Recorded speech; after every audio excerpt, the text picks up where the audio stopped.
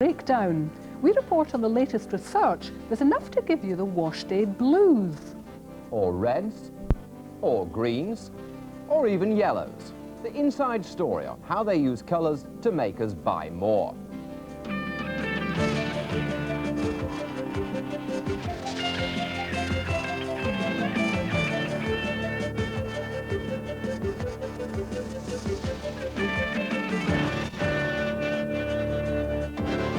Hi, good morning. First of all, let me show you a little trick today. 3 cups of coffee, right? All containing exactly the same coffee. But if you were here, I promise you that the coffee in the red cup would taste rich, the coffee in the blue cup would taste mild, and the coffee in the brown cup would taste strong. Why? Because the colour associated with the coffee influences the way you think it tastes. And what's more, it influences the way in which you spend your hard-earned money. That's how powerful colour can be. The psychology of it all is something the people who design packets and advertising are only too aware of. Sarah Spiller has been discovering the tricks of the trade, and she starts by visiting a firm that makes the packaging, the stands, and the promotional material that shopkeepers surround their products with to try to make us buy more. Here at Bannerman's in North London, they know all about colour and how the use of that colour affects how much we buy. They make all sorts of display material for retailers to surround their products with, to advertise them within the shop and draw them to our attention. So the psychology of colour is essential to their livelihood. We do know that we respond to colour in certain ways, and that colour does affect our mood. We have blue skies, for example, respond in a certain way to that. Grey skies in another way. Green for envy, red for courage and anger and so forth. So we are predisposed to respond in certain ways. It's no accident that of all colours, green is the most relaxing. It's the colour of nature. Millions of years ago, we needed to distinguish different sorts of green to tell the difference between the plants that were our food. So natural shampoos or health foods do well when packaged in green. Blue is reassuring too, but it's a bit more distant, like the sky or the ocean. It seems stable and dependable, which is why hygiene products often use blue packaging. It's also the colour of authority and favoured by financial institutions. Red is different though. It's dangerous and challenging and threatens change. The red of blood says something has been killed. Red leaps out at you and forces you to notice. So it's good for anything associated with youth, like fast food and fast cars. Warm colours obviously register fire, obviously, as we saw earlier, are arousing. Perhaps as the sun gets brighter, everything becomes brighter red, especially in midday. This may be why, for example, it is an exciting colour. Perhaps the blues, which are calming, are what we get late at night when we want to go to sleep. Red does seem to be an arousing colour, whereas blue seems to be a more calming colour. And in fact, I've got a chart here, which I could perhaps show you.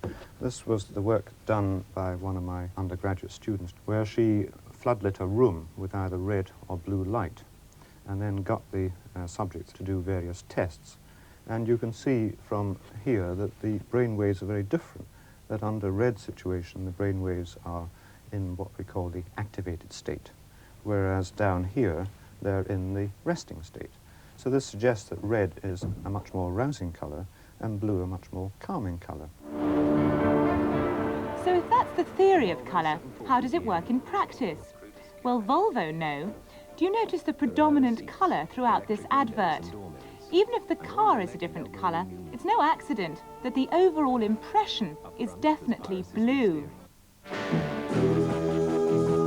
The Renault 5, on the other hand, is aimed at a much younger, brasher, more fun-loving customer.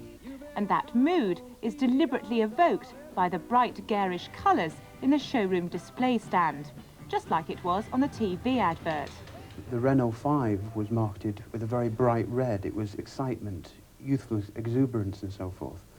Whereas the Volvo, which has something of a reputation for reliability, the earth colours we used, it was a dark blue. All the, not the car itself, obviously, but the packaging that went with it, the promotional material, was all in blue, suggesting a certain conservatism, quietness, passivity, orthodoxy, reliability, and so forth.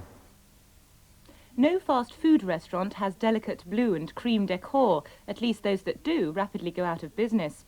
So you have to choose colour that's appropriate to your product as well as to your customer. McDonald's uses bright blood red in conjunction with a yellow and a white, and that has a youthful vibrancy about it, a certain excitement about it. The yellow and the white give feelings of hygiene and a certain clinical feel. So there's a feeling of excitement, and yet withal it's sufficiently strong that people seem to feel a little bit uncomfortable after they've stayed for a while and move on and let the next customers come in. This is the studio at the design group Fitch & Company. They're part of a sophisticated industry that designs packaging. They use all the tricks of the colour psychology trade, most of which hadn't been heard of 5 years ago. By using colour, they can transform the way we think about the things we buy. Take the furniture polish Sparkle, for instance, which used to be in gold, but is now in blue. When you were designing the Sparkle can, why did you change the colour? Well, very simply because the product had been reformulated, whereas the old Sparkle, which was designed about 8 years ago, was originally conceived as a wax-based product because the market at that time was all about feeding wood. The reformulation was more to do with a wax-free proposition because consumers these days, the younger housewife, wants to whistle around the house very quickly, and therefore the new presentation had to go to something that was a lot lighter in terms of presentation, which communicated the essence of actually doing a speedy cleaning job that much more effectively. Then there's Guinness. It's the same old beer, but it's got itself some brand new bottles. Guinness, in its original form, with the heavy yellow, red and buff colour scheme, was all aimed at a very traditional drinker.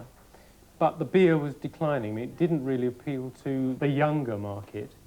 Therefore, what we had to do with the new presentation was to try to build on the essential strengths of the product in terms of there still being the essential elements there, but by using gold and using the foil cap and a slimmer bottle, raise the level of communication so that it would appeal to a younger drinker.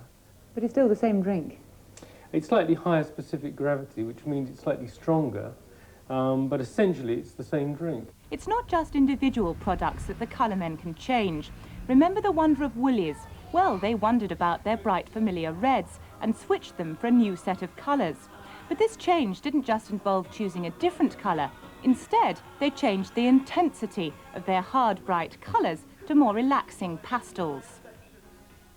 Previously, Woolworths had been associated with a kind of distress purchase. You kind of rush in and buy something. It's very loud colours, red and somewhat uncontrolled, perhaps. Now, it's much more 1980s, 1990-ish. It's coming much more into the present.